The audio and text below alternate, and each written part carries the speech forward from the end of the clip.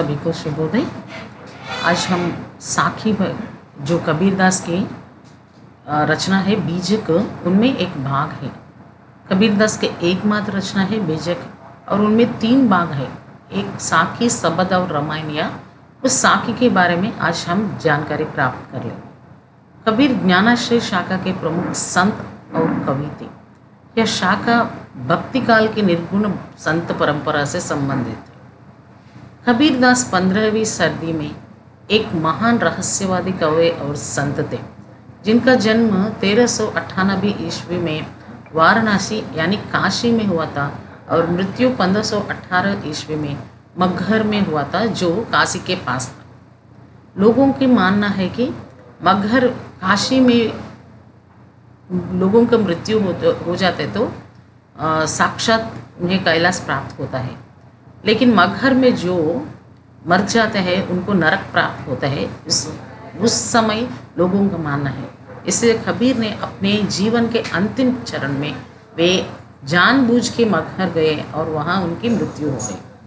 उनके गुरु रामानंद थे और उनका पालन पोषण नीरू और नीमा नामक एक जुलाही दंपत ने किया था, जिन्होंने उन्हें लहरताला झील के पास पाया था। कबीरदास भारत के महान संत, कवि और सुधारक थे, सच्चे सुधारक थे। कबीरदास औपचारिक शिक्षा प्राप्त नहीं कर सकते, परंतु वे अपने अनुभवों और सत्संग गुण से ज्ञानवान बने। उन्होंने समाज में फैले अंधविश्वास, जाति भेद और धार्मिक कट्टरता का विरोध किया। धार्मिक कट्टरता माने हिंदू मुस्लिम के बीच लड़ाई या विरोध। कबीर ने मानवता, प्रेम और एकता का बल दिया। उन्होंने कहा कि ईश्वर एक है, केवल उन्हें लोग अलग अलग नामों से पुकारते हैं। सभी का भगवान एक ही है, इसका मानना ऐसे ही इसका मानना है। कबीरदास की भाषा सदुक्कड़ी थी, जो पंचमेल भाषा भी या खिचड़ी भाषा भी कहा जाता है। क्योंकि इससे क्यों है कि कबीर को औपचारिक शिक्षा नहीं मिला। वे साधु और संतों के साथ पूरा भारत घूमकर कई भाषाओं में कई भाषाओं के ज्ञान प्राप्त किया, जो सामान्य लोगों की बोली थी। पंचमेल सदुक्कड़ी खिचड़ी भाषा भी कहते हैं। उनकी रचनाओं में सादगी, सत्य और आध्यात्मिकता झलकती है। यहाँ उनके कुछ दोहों का परिचय दे दूंगी। पहला दोहे में साधु के बारे में, साधु किस तरह इस समाज में रहना चाहिए उनके बारे में उन्होंने बताया। साधु ऐसा चाहिए जैसे सूप सुभाए, सार सार को गहे रहे, तोता देड़ उड़ाए। यानी साधु ऐसा चाहिए, और एक बार, साधु ऐसा चाहिए जैसे सूप सुभाए, सार सार को गहे रहे, तोता देड़ उड़ाए। इस किस संदर्भ में यह बोला गया? कबीर कहा सच्चे साधु के बारे में बताने के शब्द संदर्भ में थे। इसका अर्थ है साधु के स्वभाव के बारे में बताते हैं कि साधु सूप के समान होना चाहिए। सूप जिस प्रकार सार वस्तु को ग्रहण करके निस्सार वस्तु को उड़ा देते हैं, उसी प्रकार साधु भी अच्छे गुणों को ग्रहण करके बुरे गुणों को छोड़ देना चाहिए। जब हम धान को सूप में लेकर ऐसे उड़ा देते हैं, क्या होता है? जो धेड़ होता है, तोता माने जो निरुपयोग वस्तु होता है वो उड़ जाते हैं, और जो सार है वो पीछे रह जाता है। साधु भी इस समाज के बीच में ही रहता है, और उसको कैसे रहना चाहिए? एक सूप जैसे रहना चाहिए, जो अच्छाई ग्रहण करके बुराई को छोड़ देता है। दूसरी बात, कबीर ने जातिवाद के बहुत सारे खंडन किए। उन्होंने इस दोहे में क्या कहा? जाति ना पूछो साधु की, पूछ लीजिए ज्ञान, मोल करो तलवार का, पड़ा रहन दो म्यान। और एक बार, जाति ना पूछो साधु की, पूछ लीजिए ज्ञान, मोल करो तलवार का, पड़ा रहन दो म्यान। साधु के ज्ञान के बारे में बताने के संदर्भ में ये बोला गया है। कबीरदास का विचार है, यानी मत है कि साधु की पहचान जाति से नहीं बल्कि ज्ञान से करना चाहिए। जैसे कि तलवार खरीदते समय तलवार का धार देखकर ही मोल भाव करना चाहिए, उसके म्यान के बारे में नहीं। जब आपको किसी साधु से मिले उनके जाति के बारे में मत पूछो, पूछ लीजिए ज्ञान, उसके ज्ञान के बारे में पूछो। जब हम तलवार खरीदते हैं या तलवार देखते हैं तो उसके ऊपर जो म्यान होते हैं उसके बारे में मत सोचो। देखो तलवार किस प्रकार धार के है, यानी आदमी को ऊपर से नहीं परखना चाहिए, अंदर से उनके ज्ञान को परख देना चाहिए। और तीसरा, आहान पूजे हरि मिले तो मैं पूजू पहाड़, आते ये चाकी भले पीस खाए संसार। और एक बार, आहान पूजे हरि मिले तो मैं पूजू पहाड़, आते ये चाकी भले पीस खाए संसार। कबीर ज्ञान को ही भगवान मानता है, वे अंधविश्वासों का खंडन करते हैं। पहले मैंने बताया ना आप लोगों को, अंधविश्वास मूढ़ नमक को खंडन करते हैं।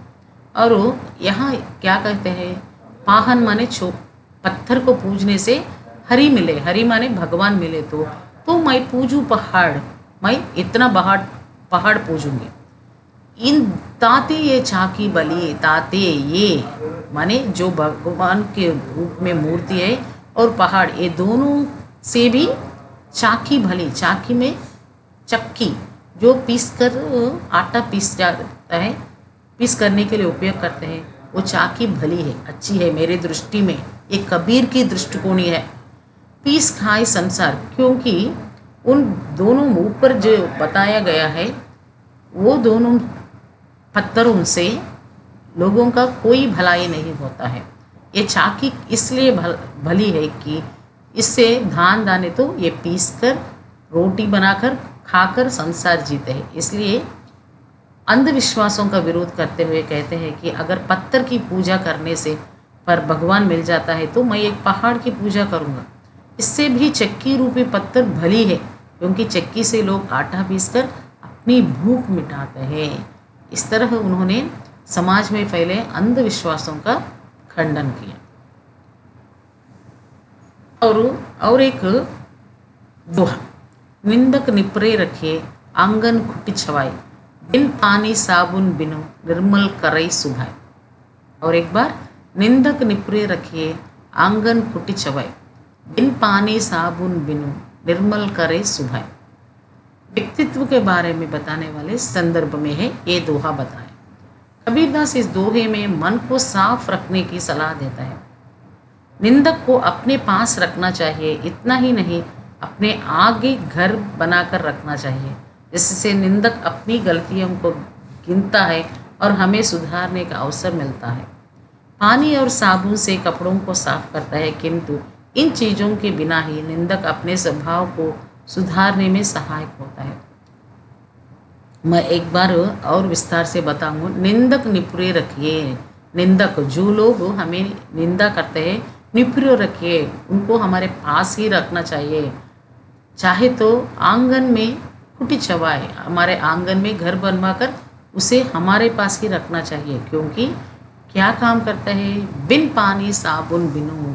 वो निंदक जो लोग हमारे निंदा करते हैं उनके स्वभाव से वो क्या करता है, गंदगी को दूर करने में साबुन और पानी का इस्तेमाल हो जाता है। लेकिन निंदक जो निंदा करते हैं वो लोग उन्हें अपने स्वभाव से हमें निर्मल करता है, क्योंकि हमारी गलतियों सुधारने में सहायता करता है। जो हमें निंदा करते हैं तो हमें क्रोध आता है, हमें उस पर गुस्सा आता है। गुस्सा नहीं करना चाहिए। जो लोग ऐसे लोग होते तो हम अपने आप को सुधार कर और निखर सकते हैं। इसलिए बुरे लोगों को, बुराई को जो हमारे निंदा करते हैं उसे गुस्सा नहीं होना चाहिए, और उस निंदा से हमें कैसे परखना है, हमें कैसे अच्छा बनना है, निर्मल बनना है, इसके बारे में सोचना है। यही इस दोहे का अर्थ है। झाघट प्रेम का संचरे सो घट जान मसान, जैसे खाल लोहार की सांस लेत बिन प्राण। और एक बार, जा घट प्रेम न संचरे सो घट जान मसान, जैसे खाल लोहार की सांस लेत बिन प्राण। यहाँ प्रेम के बारे में बताने वाले संदर्भ में है। कबीरदास इस दोहे में प्रेम के महत्व के बारे में बताते हैं। वे कहते हैं कि जिस मनुष्य में प्रेम का संचार नहीं होता, जागट प्रेम न संचरे, जिसके शरीर में प्रेम का संचार नहीं होता है, उस मनुष्य का शरीर स्मशान के समान है। सो घट जान मसान, मसान माने स्मशान के समान है। जिस प्रकार लोहार की चमड़ी, खाल माने चमड़ी, लोहार, सांस लेते रहने पर भी उसमें प्राण नहीं होता है। जो लोहार के पास चमड़ी होता है, जानवरों के चमड़ी उधार कर वो चप्पल वैसा कुछ बनाते हैं, वो चमड़ी है, सांस लेते हैं, लेकिन उनमें प्राण नहीं है। उसी तरह प्रेम बिना शरीर भी स्मशान के समान है। हमारे अंदर सात्विक भावना रखना चाहिए और प्रेम भावना की संचार भी होना चाहिए, वरना हम जिंदा लाश के समान हो जाएंगे। इसी बारे में कबीरदास ने अपने दोहे में बताया। धन्यवाद।